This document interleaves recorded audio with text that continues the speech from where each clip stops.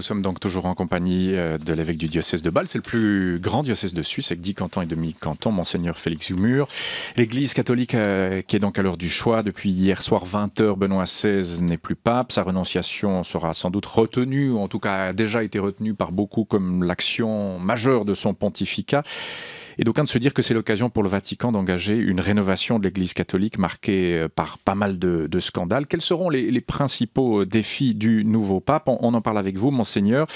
L'Église est orpheline depuis hier soir 20h en attendant le nouveau pape. Situation inédite. Juste un mot, il y a quelques semaines, quand le pape a annoncé qu'il allait se retirer. Est-ce que ça a été pour vous une surprise? Comment l'aviez-vous accueilli, cette annonce?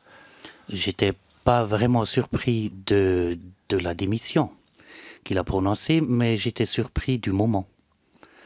Il avait déjà fait quelques signes, il avait annoncé d'une certaine manière la possibilité qu'un pape pouvait renoncer à ses tâches. Et deuxièmement, l'Église n'est pas du tout orpheline, parce que le chef de l'Église, c'est le Christ, c'est pas le pape. Voilà. Et le Christ, il est toujours présent, heureusement. Quel contact avez-vous eu avec Joseph Ratzinger, avec l'ancien pape maintenant? Voilà, je l'ai rencontré 2 fois pendant la visite ad limina des évêques suisses lorsque j'étais encore secrétaire général de la conférence des évêques en 2006, au mois de novembre. Puis je l'ai rencontré pendant la soi-disante école de recrue des évêques, des nouveaux évêques à Rome.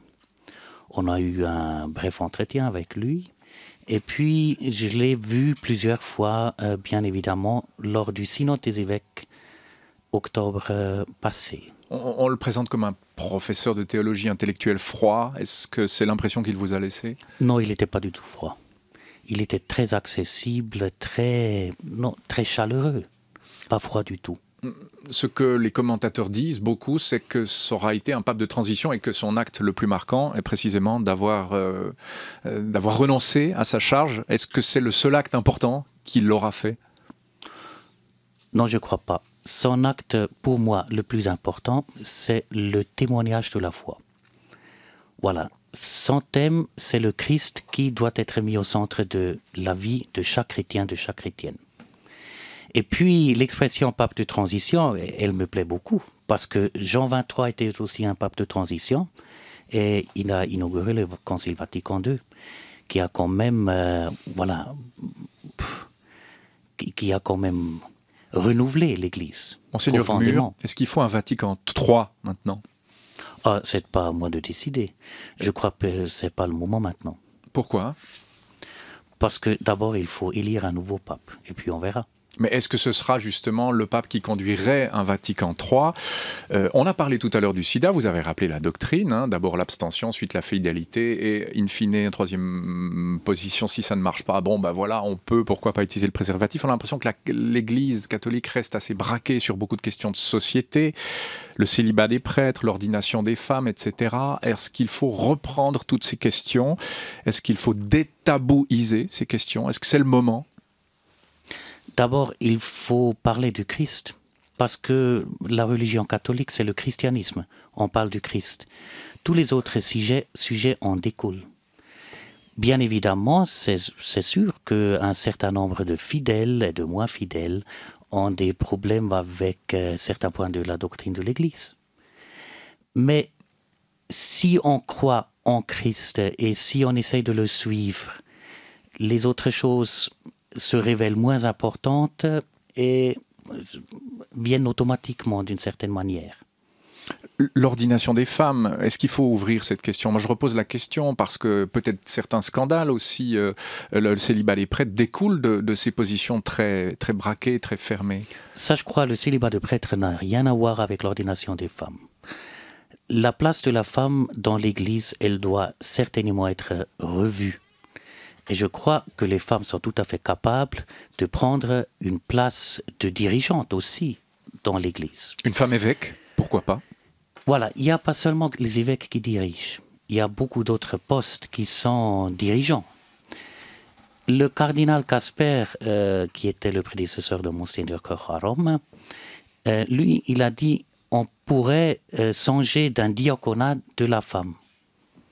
Voilà, d'une autre façon de donner aux femmes une place particulière qui est à elles. Mais ce n'est pas une ordination stricto sensu. Voilà, de ça on peut discuter et on doit discuter. On doit discuter de l'ordination, c'est votre position à vous? Voilà, on peut discuter l'ordination du diaconat d'abord, parce qu'il faut discuter de ça où on a un accès plus facile. Parce qu'il y a déjà des traits dans la tradition, voilà, où on peut continuer. Puis il faut discuter sur la nécessité d'être ordonné pour chaque poste dans l'Église. Les nonces, par exemple, pourquoi doivent-ils être des évêques? Je n'ai pas la réponse, mais je crois que c'est une question effectivement d'actualité. Le célibat des prêtres, est-ce que ça aussi, on doit l'ouvrir? Le célibat de prêtre est très beau, parce que c'est un style de vie qui est conforme au sacerdoce. C'est une vocation, bien sûr, le sacerdoce, la prêtrise. Et le célibat, c'est une autre vocation. Jusqu'à présent, l'Église dit les deux vocations doivent être ensemble. Ils vont de pair. Selon moi, les deux vocations ne doivent pas nécessairement aller de pair. Donc, on peut ouvrir cette question. Voilà. Oui, mais c'est une réponse assez claire que vous nous fournissez, Monseigneur Gmür. Vous aviez reçu, il y a quelque temps, les délégués de l'initiative des paroisses. C'est un mouvement progressiste qui veut faire bouger les choses dans l'Église catholique. Votre confrère, Monseigneur Wander, l'évêque de Coire, lui, avait au contraire refusé de les recevoir. On n'est pas toujours sur la même ligne au sein des évêques suisses, alors? Chaque évêque a son charisme et a ses spécificités. Il a d'ailleurs, Monseigneur Wander, il a d'ailleurs pas refusé de le recevoir, mais il n'était pas là. Voilà, la date était fixée, et puis il n'était pas là.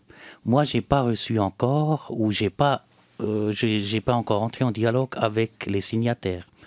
Ça commence la semaine prochaine, et il y aura 5 demi-journées jusqu'à la mi-avril, jusqu'au début même. Vous êtes un évêque progressiste? Non, pas du tout. Je suis plutôt conservateur. Parce que je veux conserver la tradition de la Sainte Écriture, de la Bible, le message du Christ. C'est extrêmement conservateur. Oui, mais pas au sens où on l'entend, parce que vous dites, oui, on peut rouvrir la question du célibat des prêtres, oui, on peut ouvrir la question de l'ordination des femmes. Certains ne veulent même pas, et Monseigneur Wander ne veut même pas rouvrir cette question. Vous êtes donc plus progressiste que lui. Non, je suis peut-être plus ouvert à un certain dialogue. Et je pose des questions, je n'ai pas des réponses. Les réponses, elles sont à donner par l'ensemble des évêques, même par l'ensemble des fidèles. Monseigneur Félix Gmür, vous êtes un jeune évêque, vous avez 46 ans, sans doute un des plus jeunes évêques au monde, non? Vous avez cherché, vous devez être le plus jeune? Non, non, pas du tout. Il y a des plus jeunes? Il y a des plus jeunes, mais je suis parmi les 100 plus jeunes, je crois. Ah oui, ce qui n'est pas rien. Alors, quand on voit les images du Vatican ces jours, on ne peut qu'être frappé par la vieillesse des cardinaux. Je ne sais pas quelle est la moyenne d'âge, entre 70 et 80. La vieillesse de la haute hiérarchie catholique. Est-ce que ça, c'est un problème pour vous, l'âge des cardinaux? Pour moi, personnellement, il n'y a pas de problème. Parce que cet âge nous montre aussi une certaine sagesse et une expérience de vie. Moi, j'ai peu d'expérience de vie par rapport à un cardinal qui a 80 ans. Vous avez 30 ans devant vous comme évêque? 29, je crois. 29, voilà, oui. C'est beaucoup. C'est beaucoup, mais je vis du jour au lendemain.